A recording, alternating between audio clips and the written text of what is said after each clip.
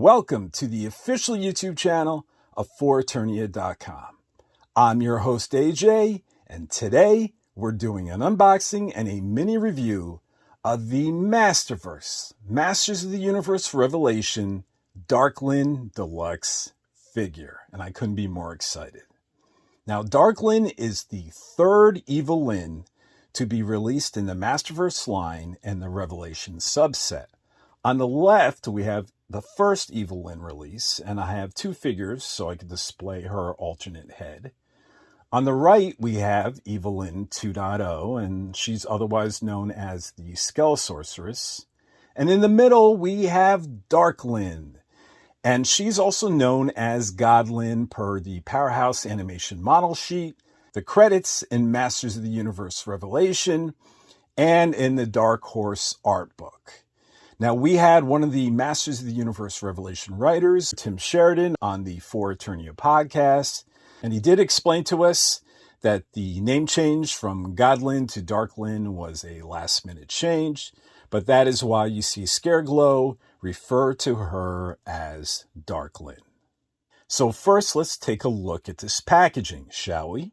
So here is a 360-degree look at the Dark-Lyn Masterverse packaging. Now on the left, I have this Masters of the Universe mailer box, and it's a reminder that this was not a figure obtained through retail, that this was exclusively available on the Mattel Creations website. And right off the bat, you're going to notice that this packaging is a lot different than the usual Masterverse packaging. And the reason behind this is Mattel advertised this packaging as being eco-conscious, right? It was plastic-free packaging, and it's supposed to be more helpful to the environment. So now let's really explore this unique Masterverse packaging. And we should probably start with the artwork. The illustrator here is artist Joseph John Sakade, and I think he's done other work in the Masterverse line, and I think he's really done a brilliant job with Dark-Lyn here. I especially like how Dark-Lyn's eyes glow. You could really sense her power, maybe even her madness that was detailed in the Masters of the Universe Revelation animated series. I also like the artwork on the back. I'm really not going to go into detail here about it, but there was a raised, potential controversy about this artwork. I could put a link to the end of this video about it. But now looking at this artwork in hand, I hope it really is just considered much ado about nothing. So let's open this packaging, and it's a flap here on the side. And look at this. We have Dark-Lyn. Now, how cool is this? I actually really didn't think this figure had a bio, but here it is within the flap. And it says Dark-Lyn, evil cosmic goddess. Realizing that Skeletor is more reliant on her power than she is of his, Evil-Lyn steals the Sword of Power and becomes Dark-Lyn, the new goddess of Eternia. With all the power in the universe flowing through her body, Dark-Lyn sees nothing but chaos. She sees only one answer: destroy all reality and reset the universe to bring about cosmic order. So how cool is that? I'm very happy she has a bio. So let's open this flap. And this is more Dark-Lyn artwork. Actually, this is the same artwork in the front, just the entire piece, which is very cool. I know what this is. This is actually a diorama. So this Dark-Lyn figure comes with a diorama to display your figure with. And this happens to be the interior of Castle Grayskull. You know, I really hope this is a beginning of a trend for Masterverse figures, where more and more Masterverse figures include a diorama like this. I mean, we have the interior of Castle Grayskull here. You have the throne, and you have pillars with skulls embedded into it, and you have the skulls on the side here. I mean, how fantastic is this? And how great is the Dark-Lyn figure going to look in front of this, on my shelf? And how cool would it be to have like future locations from Eternia come with different figures, something from Snake Mountain, be another diorama depicting Eternia. Maybe another one would be the palace. I don't know. I just love it. I think it's great. So let's take a look at the packaging that's holding Dark-Lyn inside the box. Again, this is eco-friendly. I'm kind of curious how it's just being held together here. Let's see here. This is supposed to be plastic free. Are those plastic ties? Oh, no, they're not. Look at that. It feels like it's some sort of paper or cardboard. So this is actually 100% plastic free. Well, except for the plastic figure itself. And I guess the accessories are in this little box here. Look at that, Evil Cosmic Goddess. So let's take a look. Get this open.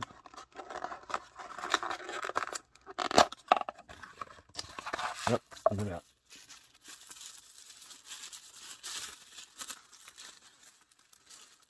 And there they are. Okay, so the first thing I noticed is it looks like this figure has an issue. I don't know what this is really considered, a crown maybe, but it really doesn't rest on top of her head. But it appears like it possibly broke off, or rather it wasn't glued. Let me remove her head and take a closer look here. Yeah, there's no glue residue here, or it looks like inside. So there's two holes here in the chest where these are supposed to pop in and stay fixed in that position, and then the head goes on top here. But mine is just loose, and it just looks like it's going to pop right off and doesn't stay inside. Yeah, look at that. So it looks like right off the bat, I'm going to have to glue this crown to her body, which is a little frustrating. So, all right, time to get some crazy glue. I'll be right back. Okay, I am back. I was able to super glue this gold floating crown, for lack of a better word, to Dark-Lyn's body. I use super glue. If anyone's curious what brand, I use Loctite brand, but I'm sure any super glue would do. And I held it in there for about 60 seconds, and it seems to be working. I probably should have held it in longer and maybe let it set for 24 hours, but for the sake of getting this video done, I just held it in for 60 seconds. So now that I resolved one issue, I want to talk about a second issue that I possibly can't resolve. Now, earlier on in this video, I mentioned we did a video on controversies with this figure, one regarding the artwork that I'm not going to detail here. But this video also contained another concern from our community regarding if Dark-Lyn would be able to stand on her own. And what this eagle-eye fan noticed was in the promotional photographs of this figure, there was this fun tack stuck underneath the heels of the figure to hold it up and to keep it from falling. Now, of course, I surmised that it was possible that it could have been just a toy photography technique, just so to make sure the figure doesn't fall over when you're doing an extensive photo shoot. But now that I have the figure in hand, I really think Dark-Lyn cannot stand on its own, that it really has some sort of faulty design. And I'll show you what I mean. Here's Dark-Lyn's legs, and they're totally elongated. I can't bend them any further, and her feet are totally upright. And if I try standing Dark-Lyn, Dark-Lyn just falls. There's just no way I can balance Dark-Lyn. Now, possibly, let's try putting Dark-Lyn's arms in front of her body to be a counterweight. Let's see if she stands now. No. You see that? So actually that community concern that we posted in our video, I don't know, maybe a month ago or 2 months ago, I've lost track of time, is a real concern. Dark-Lyn can't stand on her own. Look at that. Jeez.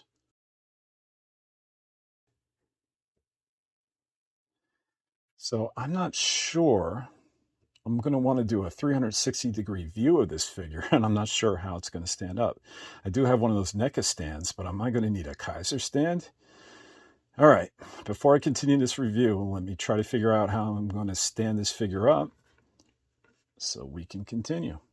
Okay, real quick, thankfully I was able to solve the problem with her repeatedly falling over. Fortunately, the holes in her feet that are meant for display stands are very small and very tight. I guess just smaller than most of the other Masterverse figures I came across. And it's so tight that when I use the NECA figure stands that I normally use, it is just literally connected to her body. It doesn't fall off. It feels like they're one. And since it's so secure, there is no chance of her falling over as long as she's connected to this display stand by NECA. So on with the review. All right, here is Dark-Lyn in all her 360-degree glory. And she's really actually a good-looking figure. She's well sculpted. She's well painted. I'm going to talk about her accessories in a minute. But she's really fantastic looking. They really depicted the character we saw on Masters of the Universe Revelation really well. You know, she's beefed up, and why wouldn't she be, right? She calls down the power just like He-Man and Skeletor, except she also has this like newfound connection to the cosmos as well. She's part He-Man, she's part champion, she's part sorceress, and it really shows in this design. So first, let's take a closer look at that face sculpt. So looking at this head sculpt, once again, Mattel has knocked it out of the park with these female head sculpts. They're really fantastic. Not just the sculpt itself, but the paint apps is just really well done. I mean, when you think about it, all three Evil-Lyns are just fantastic representations of what we saw in Masters of the Universe Revelation, and Dark-Lyn is no different. From the sculpting itself to the clean apps, just look at that. It's so well done. Mattel did a fantastic job here. Now on the entire body, the paint apps are clean. I love the gold they used on the crown and the bracers and the belt and the gauntlet. You have these little gold gemstones on her feet. Look fantastic. And then look at this pinstriping here. And speaking of pinstriping, you also have that on the cloth goods. So look at this. These are soft goods, and it's so soft. No pun intended here. And look at the pinstriping they did here. Look how clean that is. And it's so well done. And then here, the star cape, that's what it's called in the art book. You know, you can see the cosmos in her cape. This is a wired cape. So you can do, you know, different posing designs and bend it to any particular way that suits you, you know, the way you want to have Dark-Lyn maybe cast a magic spell and the cape to reflect, you know, what kind of spell she's casting. It's so cool. I love wired capes, and this one is no exception. This is really neat. Now, when it comes to accessories, she's pretty light in that regard. She does come with 2 blue energy effects. Also 2, I guess, spellcasting hands, but they almost look like grabbing hands.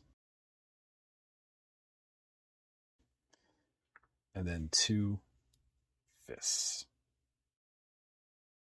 Now, in regards to articulation, I just want to mention one thing. Now, Dark-Lyn comes with a terrific 30 points of articulation that Masterverse fans have come accustomed to, offering a great range of movement. But in regards to her shoulder armor, they have attached her shoulder armor to her back. And this allows great range of movement with her arms. But that great range of movement comes with a price, because as you raise her arm, you notice the shoulder armor comes off her shoulder. That results in a very odd look. So I'm not sure if you're actually going to want to display her this way, and it kind of defeats the purpose. But once you're able to put her arm down, you can put her shoulder armor back on, and once again, she's looking normal again. So just please be advised, she does have complete free range of movement, but it might look awkward in certain poses. And this gold crown necklace can limit articulation too. So what did I overall think about the Masters of the Universe Revelation Masterverse Dark-Lyn Deluxe figure? This is a tough one, right? Because it started off on a bad foot for me. And the fact that I had to glue in that gold crown necklace piece to her body really put a bad taste in my mouth. And then that taste got worse when I realized Dark-Lyn couldn't stand by herself. That one of our community members' fears were realized, at least with my figure. But overall, she's a fantastic looking figure. and she's going to look great on my shelf. And she really is visually a great representation of the Dark-Lyn we saw on Masters of the Universe Revelation. And I love the wired cape, and I love the cloth goods, and I love the paint and the gold pinstriping. So there's so much fantastic stuff here that really just ultimately wins me over. And I'm going to get over the fact that I probably had to glue the piece in, and hopefully this doesn't happen with a lot of people, and hopefully maybe even some people will be able to stand their figures on their own. But this was a little difficult mountain to climb, but now that I've climbed it, and now that I'm looking at it now, it's a gorgeous figure. And I'm going to have to recommend Dark-Lyn. Yeah, you're going to have some stumbling blocks. Yeah, you're going to need your own stand. But once you do and you put it on your shelf, I think you're going to be happy that you have her, especially if you're a Masters of the Universe Revelation fan. All right, so that's it. I want to thank you for watching, and we'll see you next time.